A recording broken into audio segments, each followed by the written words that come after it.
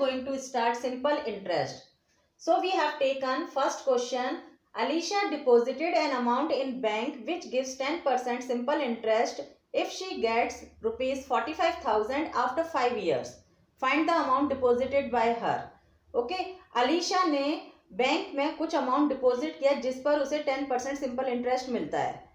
ठीक है, अगर उसे 45,000 रुपीज़ मिलते हैं 5 ईयर्स के बाद में, तो उसने कितना अमाउंट डिपॉजिट किया होगा ये हमें निकालना है. तो अमाउंट कितना डिपॉजिट किया होगा, दैट मीन्स हमें क्या निकालना है, प्रिंसिपल निकालना है. ठीक है, और आपको रेट ऑफ इंटरेस्ट कितनी दी हुई है, 10%. ठीक है, और आपको अमाउंट कितना दिया हुआ है, 45,000.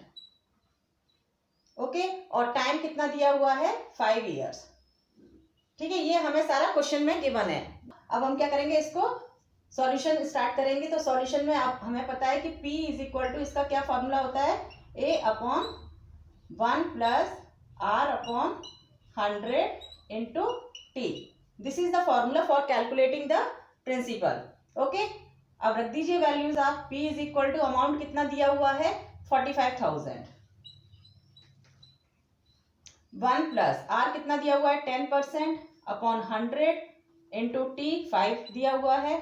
ठीक है, अब हमने ये काट दिया, 0 से 0 कट गया और ये 5 से 2 टाइम्स कट गया. ठीक है, तो क्या आ गया, ये 45,000 अपॉन 1 प्लस 1 अपॉन 2. ठीक है, तो P इज इक्वल टू कितना आ गया, 45,000 अपॉन, ये एलसीएम ले लेते हैं 2, तो ये कितना आ जाएगा, 2 प्लस 1.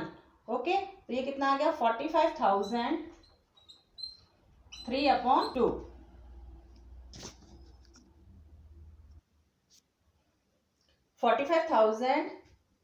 2. अब ये जो वैल्यू है 3 अपॉन 2 जब फ्रैक्शन में होती है तो वो क्या हो जाती है, रेसिप्रोकल हो जाता है. ठीक है, तो हमने क्या कर दिया, P is equal to 45,000 into 3 upon 2 क्या हो जाएगा, 2 अपॉन 3.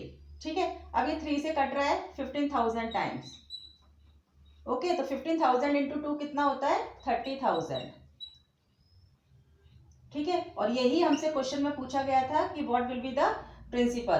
तो ये कितना आ गया, rupees 30,000. Principal is equal to rupees 30,000. Now our second question is what should be the interest rate for an amount to become 4 time of itself at simple interest in 60 years. इस question में हमें क्या दिया हुआ है, सबसे पहले तो what should be the interest rate, that means हमें क्या निकालना है, आर क्या है, रेट ऑफ इंटरेस्ट निकालनी है. For an amount to become 4 times of itself, जो अमाउंट है आपका वो 4 टाइम्स हो जाता है इटसेल्फ का. इटसेल्फ यानी कि प्रिंसिपल का. तो प्रिंसिपल अगर हमने x मान लिया है तो अमाउंट कितना हो जाएगा, 4x. Clear, at simple interest in 60 years, और टाइम आपको कितना दिया हुआ है, 60 years. Okay, this is all given in the question. अब क्या करते हैं, हम सबसे पहले ऐसा ही निकालते हैं. ठीक है, हमें A दिया हुआ है और P दिया हुआ है, तो ऐसा ही हम इजीली निकाल सकते हैं. ऐसा इज इक्वल टू क्या होता है, amount minus principal. Clear, amount कितना है आपका, 4x minus x is equal to 3x. Okay, तो ऐसा ही हमारा निकल आया 3x.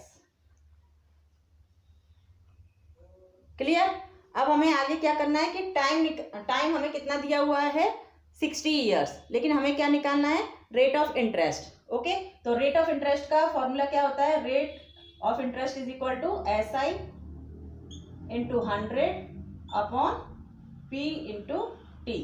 ओके, तो R is equal to SI कितना है, 3x है, इंटू 100 अपॉन प्रिंसिपल कितना है, x है, इंटू टाइम कितना है आपका, 60 ईयर्स.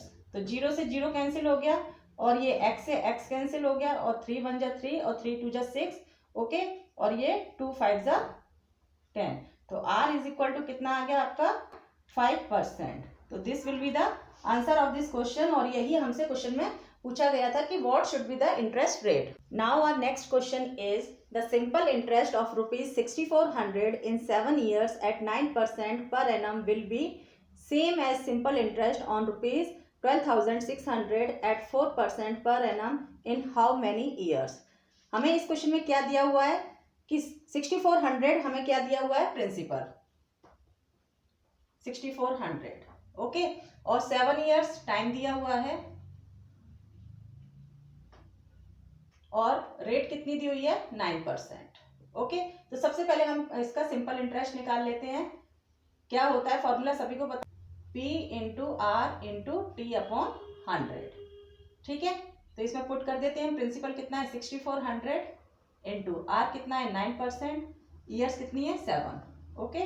तो ये 100, 0 से 0 कैंसिल हो गए, दोनों 0, तो ये इनका मल्टीप्लाई करेंगे तो हमारा आंसर आएगा 4032, ठीक है। ये क्या निकल के आ गया, सिंपल इंटरेस्ट, ठीक है। अब आगे हमें क्या दिया हुआ है, 9% per annum will be same as simple interest. आपका सिंपल इंटरेस्ट जो निकल के आया वो सेम रहेगा ऑन ₹12,600 एट 4% पर एनम, ठीक है। तो अब आपको दूसरा जो प्रिंसिपल दिया हुआ है वो कितना दिया हुआ है, 12,600 रुपीज, और रेट कितनी दी हुई है आपको 4%, ठीक है। और टाइम हमें क्या करना है, निकालना है, ठीक है। और ऐसा ही हमारा 4032 निकल के आया है, ठीक है। तो अब हमें टाइम निकालने के लिए क्या फॉर्मूला होता है, SI into 100 upon R into P, या P इंटू R, कुछ भी लिख सकते हैं, कोई प्रॉब्लम नहीं है। तो SI कितना है 4032 इंटू 100 अपॉन R कितना है 4%, और P कितना है 12600, ठीक है। 2 0 से 2 0 कैंसिल हो गया, ओके। और ये आपका 4 की टेबल से कट जाएगा, तो 4 10 जा और 4 8 जा 32, ठीक है। ये आ गया आपका, और इसका अगर हम डिवीजन देंगे तो टाइम इज इक्वल टू आपका आएगा 8 years. Friends, if you like this video, please like, subscribe and share my channel, and don't forget to press the bell icon for new updates. Thank you. This is the answer.